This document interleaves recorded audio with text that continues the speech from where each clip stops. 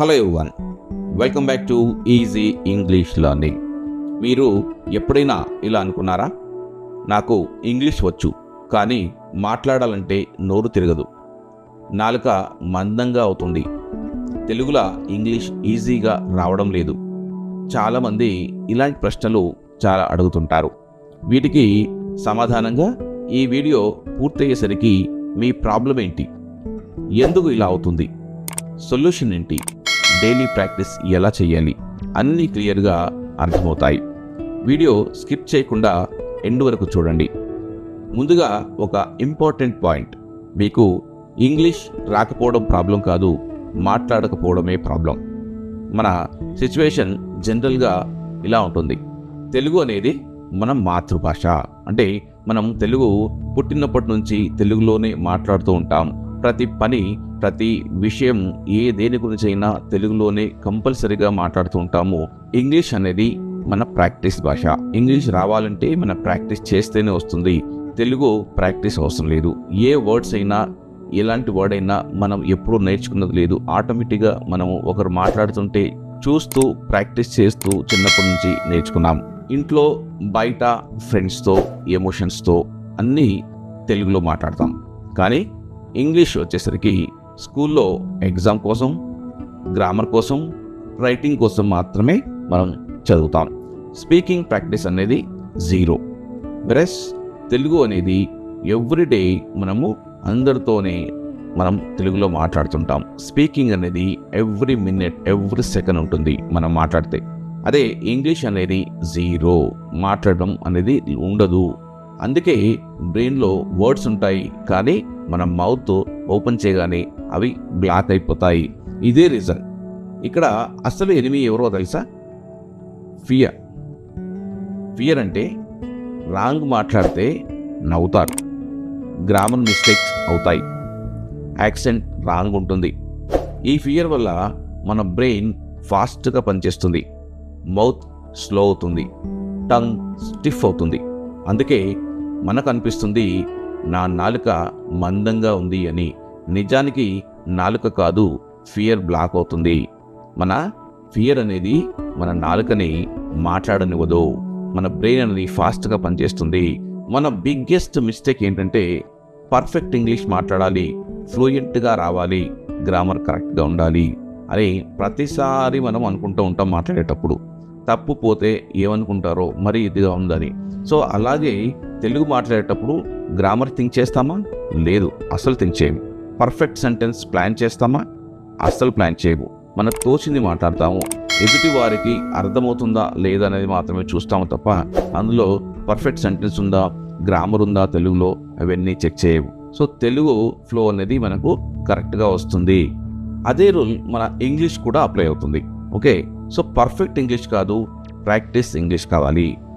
బిగినింగ్లో తప్పులు పోవచ్చు, మనం రాంగ్గా మాట్లాడచ్చు, కానీ ఆటోమేటిక్గా మనకు ఈ ఇంగ్లీష్ అనేది ప్రాక్టీస్ చేస్తూ ఉంటే తప్పకుండా వస్తుంది. ఇప్పుడు సొల్యూషన్ చెప్తాను, సింపుల్ కానీ very powerful. Rule number 1, mouth open చేయాలి. మీ నోరు ఓపెన్ చేయకుంటే ఏది పాసిబుల్ అవ్వదు. మీ యూట్యూబ్లో మీరు ఎన్ని వీడియోలు చూసినా, ఎన్ని లెర్నింగ్ వీడియోస్ చూసినా, ఎన్ని ఇంగ్లీష్ వీడియోస్ చూసినా మీకు మాత్రం రానే రాదు. మీ మౌత్ అనేది, మీ నోరు అనేది ఓపెన్ చేయకపోతే ఇంగ్లీష్ రాదు. మైండ్లో ప్రాక్టీస్ చేస్తాము, మైండ్లో వింటాము అని అనుకుంటే మాత్రం డెఫినెట్గా మీకు రాదు. వాయిస్లో ప్రాక్టీస్, మీ వాయిస్తోనే ప్రాక్టీస్ చేయండి. ఓకే, సో మైండ్లో కాదు, వాయిస్లో చేయండి. Rule number 2, slow is okay. స్లోగా మాట్లాడినా పర్వాలేదు, ఫాస్ట్ అవసరం లేదు, క్లియర్గా మాట్లాడితే చాలు. బిగినింగ్ మీరు ఏ సెంటెన్స్ తీసుకున్నా, ఏ వర్డ్ తీసుకున్నా స్లోగా మాట్లాడండి. స్లోగా మాట్లాడినా పర్వాలేదు, తప్పులు పోయినా పర్వాలేదు, ఫాస్ట్గా అవసరం లేదు. క్లియర్గా మాట్లాడితే చాలు, అర్థమవుతే చాలు. దాన్ని రిపీట్ చేస్తూ ఉంటే మీకు ఫాస్ట్గా అనేది తర్వాత వస్తుంది. Rule number 3, daily 5 to 10 minutes. మీరు రోజు 5 to 10 minutes స్పెండ్ చేయండి. 1 hour అవసరం లేదు. కన్సిస్టెన్సీ అనేది చాలా అవసరం. సో మీరు ఆ 5 to 10 minutes అనేది ప్రతిరోజు ఒక టైం పెట్టుకోండి. 5 to 10 మినిట్స్ మనకు ఫ్రీ ఉండవు జనరల్గా, కానీ 5 to 10 మినిట్స్ మాత్రం మనము ఫ్రీ చేసుకోవచ్చు. Mistakes are compulsory. మిస్టేక్స్ లేకుండా లెర్నింగ్ ఇంపాసిబుల్. మనం మిస్టేక్స్ చేస్తూ ఉంటాం, మిస్టేక్స్ లేకుండా లెర్నింగ్ అనేది జస్ట్ ఇంపాసిబుల్, తప్పులు పోతాయి. బేబీ వాకింగ్ నేర్చుకునేటప్పుడు పడిపోతాడు, లేస్తాడు, మళ్ళీ నడుస్తాడు. సో మనం మాట్లాడేటప్పుడు మిస్టేక్ అవుతుంది, ఆ మిస్టేక్స్ని కరెక్ట్ చేసుకుంటాం, మళ్ళీ మాట్లాడతాం. సో దానివల్ల మనకు స్పీకింగ్ ప్రాక్టీస్ అనేది పెరుగుతుంది, ఫ్లూయెన్సీ వస్తుంది. సో మిస్టేక్స్ వల్ల భయపడాల్సిన పని లేదు. This is rule 4. ఇప్పుడు రియల్ ప్రాక్టీస్ ఎగ్జాంపుల్ చూద్దాం. ప్రతిరోజు మీ అద్దం ముందు కూర్చొని, మిర్రర్ ముందు కూర్చొని మీరు ఇలా మాట్లాడండి. లేవగానే good morning, good morning, how are you, how are you, how are you, how are you, I am fine, I am fine, I am learning English, I am learning English, I can speak English, I can speak English, I can speak English. Telugu mix అయినా okay. Today office late, ఈరోజు office late.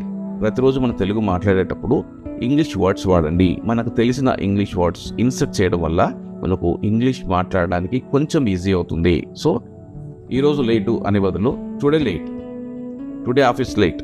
Okay, so I'm little busy, ఈరోజు కొంచెం busy ఉన్నాను, ఈరోజు కొంచెం busy.